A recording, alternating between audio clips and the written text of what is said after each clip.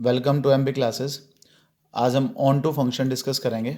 On to function का दूसरा नाम होता है भाई सरजेक्शन। सरजेक्शन ऑन टू फंक्शन बोलो या सरजेक्टिव फंक्शन या सरजेक्शन बोलो, एक ही बात है। डेफिनेशन देखना, a function f from set A to set B is said to be an onto to function और a surjection if every element of B is the f image of some element of A. ये तो होगी बच्चों की bookish language, जो किताब में लिखा हो ना वो सारी बात ये कहती है। That is f of A is equal to B और you can say codomain equal to range. अब देखो क्या मतलब होता है ऑन टू का। एफ कोई फंक्शन है, सेट ए से लेकर सेट बी पर डिफाइन है। कोई भी फंक्शन डिफाइन करा हुआ है, one related to A, two related to B, three related to B. अगर इस सेकेंड सेट का कोई भी एलिमेंट वैकेंट हो जाए, जैसे यहाँ नजर आ रहा है आपको, यहाँ सी वैकेंट है, दिखा दे रहा भाई, सी वैकेंट है, उसकी कोई रिलेशन नहीं है। इसका मतलब क्या हुआ? इसका मतलब हुआ कि codomain is not equal to range. जो पूरा आपका बी सेट है बच्चों, वो तो है कोडोमेन का सेट, और जो रेंज है उसमें क्या आएगा? सिर्फ ए और B. Means if codomain is not equal to range, hence our function is not onto. दूसरे शब्दों में, अगर सेकंड सेट का कोई भी एलिमेंट, कोई भी एक एलिमेंट अगर आप खाली दिखा देते हो कि उसके पीछे प्री इमेज नहीं है, इसका मतलब ऐसा फंक्शन ऑन टू फंक्शन नहीं होगा। और जो फंक्शन ऑन टू नहीं होते उनको बोलते हैं हम इनटू फंक्शन। लेकिन फिर वही बात, आपसे कोई पूछेगा नहीं what do by into function, सिर्फ ऑन टू पूछेंगे। तो ये आपको डेफिनेशन क्लियर होनी चाहिए कि एक ऐसा फंक्शन जिसके कोडोमेन वाले सेट का कोई भी एलिमेंट खाली ना हो, वो क्या हो जाएगा आपके पास? On to function. For example, कुछ एग्जाम्पल डिस्कस करते हैं, ध्यान से देखना भाई। देखो भाई, सेट ए के एलिमेंट है 1, 2, सेट बी में एलिमेंट है A, one related to A, two related to A. Set B में एलिमेंट एक ही था ना, उसकी प्री इमेज भी है, खाली तो नहीं है ना। इसका मतलब ये फंक्शन कैसा हो गया? On to function. और देखते हैं, देखो भाई, सेट ए के एलिमेंट है 1, 2, 3, बी के हैं A B C, one related to B, two related to A, three related to C. Set B का कोई भी एलिमेंट खाली तो नहीं है, खाली नहीं है, इसका मतलब आपका फंक्शन कैसा होगा? Onto. हम लिख सकते हैं codomain is equal to range, hence the given function is on to. और एग्जांपल देखते हैं। सपोज करो भाई, लेट एफ कोई फंक्शन है नेचुरल टू नेचुरल, और डिफाइन करा हुआ बच्चों भाई F X is equal to X square, और क्वेश्चन आ जाए check whether it is on to और नॉट। देखना, बहुत सिंपल से स्टेप हैं, बहुत बहुत इजीली समझ आ जाएगा बच्चों भाई। चेक करना है whether it is on to और नॉट। ऑन टू के लिए चेकिंग करनी है। सबसे पहला काम क्या करोगे? उस फंक्शन को वाई लेट कर लोगे, let Y is equal to X square. बड़े ध्यान से स्टेप सुनना, वाई लेट कर लेंगे। वाई लेट करने के बाद यहाँ से एक्स की वैल्यू निकाल दोगे। एक्स की वैल्यू क्या आ गई? Under root Y. अब क्या करना है आपने?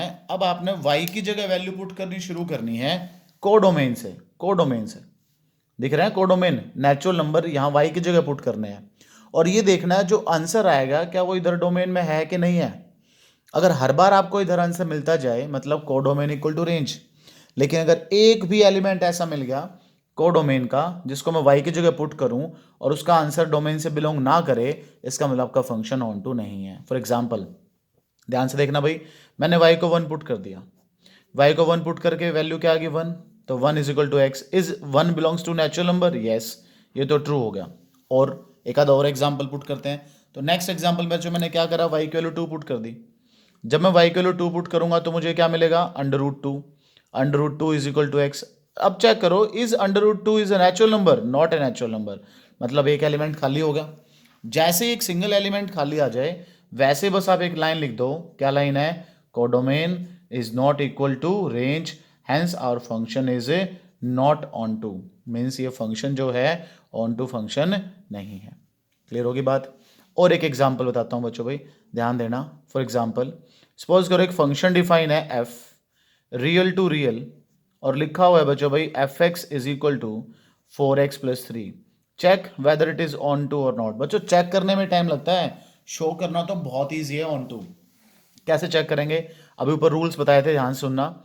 इस फंक्शन को वाई लेट कर लेंगे, let Y is equal to 4x+3। यहाँ से x की वैल्यू फाइंड आउट कर लेंगे, क्या हो जाएगी? y-3 is equal to 4x। x की वैल्यू फाइंड करो, y-3/4 is equal to x। x की वैल्यू आ गई। अब y की वैल्यू पुट करनी शुरू कर दो रियल नंबर में से, और देखो कि जब मैं यहाँ y को रियल नंबर पुट करूंगा तो जो आंसर आएगा वो रियल आएगा कि नहीं आएगा।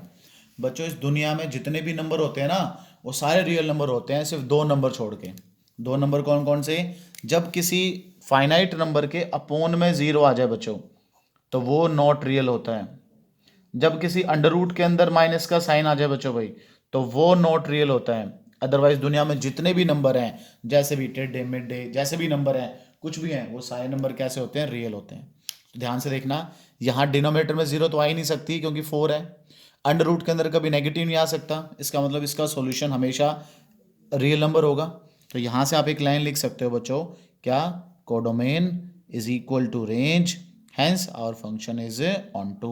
इसका मतलब हमारा फंक्शन कैसा होगा? ऑन टू फंक्शन होगा। ये चेक करने का तरीका था कि वायलेट करो, वायलेट करके एक्स की वैल्यू निकालो और फिर देखो वाई की वैल्यू पुट करके कोडोमेन से कि क्या कोई ऐसा आंसर है जिसको पुट करके एक्स डोमेन से बिलोंग ना करें। बस अगर कोई एक भी पॉइंट ऐसा मिल जाए, तो जैसे ऊपर मिल गया था हमें, एक एग्जांपल सफिशिएंट है नॉट ऑन टू के लिए।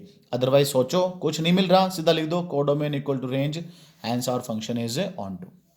एक बात और बता दूं बच्चे मैं आपको, अगर यही क्वेश्चन शो करना होता ना, तो बहुत ईजी है शो करना। शो करने में कुछ भी नहीं लगता, चेक करने में थोड़ा सा दिमाग लगता है, शो करने में कुछ नहीं लगता।